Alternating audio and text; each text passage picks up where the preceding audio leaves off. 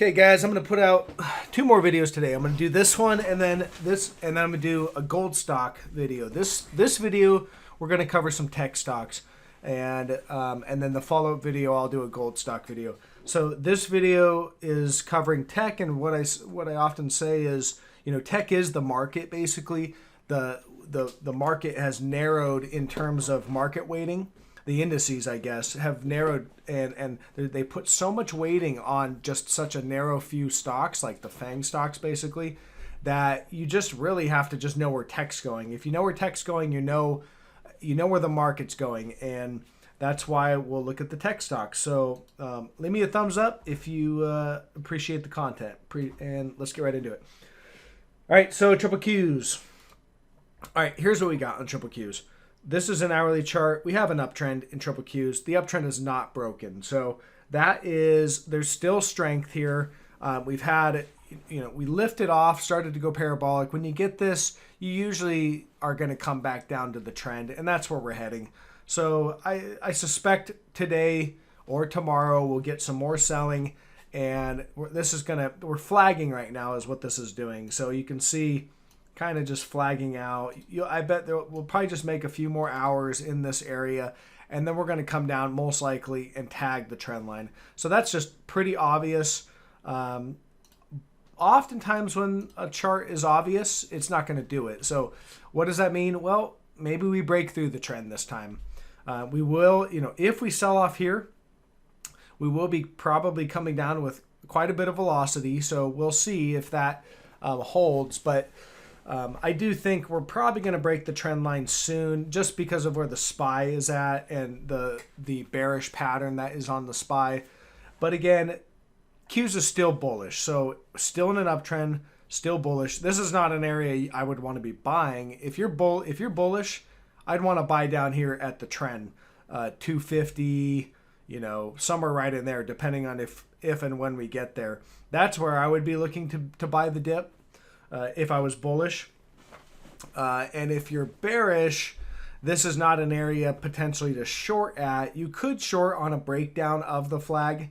If we break the flag, let's get a couple more data points in here to really define the flag, because right now we don't have a real cleanly defined flag, so this might move around. But once you have a defined flag, then if you break down out of the flag, that could be an objective area to short for a trade down to 250, and that's a very potential trade right there. If we break, that's really what I see, and this could go higher from here, but ultimately I think we're heading down to the trend line at some point here in the near future. So that's Qs. Apple and Microsoft, they'll look very similar because they make up about 40% of the weighting of Qs. So, you watch these, and sure, this looks like the same thing. You've got the gap here. Yesterday was crazy with Apple. It gapped up huge. It was up like 3 or 4%, and that's massive for I think it's the largest company, if not one of the largest.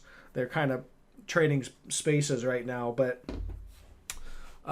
gapped up and then completely reversed. So nice, clean reversal. If I look at the daily chart, doji, this is a clean doji, basically, shooting star doji, which is just basically a way to say that the body is right here and that there's a big long tail.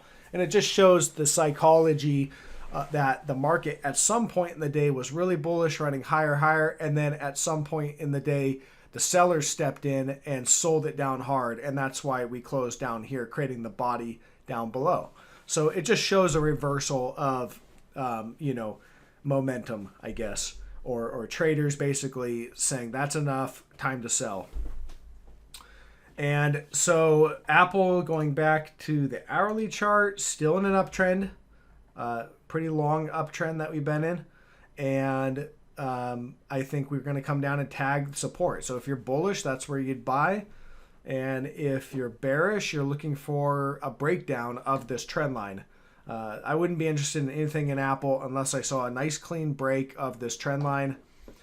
I'd expect it to break, probably come back and back test, and then roll over. I don't think this is just going to roll over. Apple, everyone wants to buy Apple.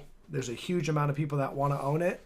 So if they see a break, they might not realize that this broke a trend, and they're going to buy the dip, causing this to do a kickback rally. So I could see this doing a kickback rally and running up and tagging this trend line from below and then rolling over. So you'll want to watch for that. Negative divergence, that was a clean negative divergence yesterday. You can see what you're looking for to outline these is just lower highs, peaks that are lower than the previous peaks, while price moves higher. So here's a price, here's a higher price, and you can see a lower peak across the board in the PPO and the RSI. It can be an equal peak as well, but lower or equal. Higher price yesterday with a lower peak than the previous back here. You just kind of move it right there. So lower or equal peak, and the PPO was clearly lower right down here. So divergent high is what that is. That just tells you that this price most likely will not stick. It's going to fail, and that's why you saw this failure right here. So these things tell you that they tell you that there's a high probability of a failure before the price has even failed, and that's how you can use those to help you out. Microsoft broke its near-term support right here, and I don't have this one marked out. It's about right there for a comparable support line. The reason why I let it chop through this candle is because it opened down here, but it instantly recovered that support line. So if I zoom in here, get rid of this. If I zoom in here, you can see it tagged support right there. This one gapped down, but recovered it. So it validated that trend line, came down, almost hit it. They stepped in a little early there. So there's your support line. And they stepped in a little early yesterday.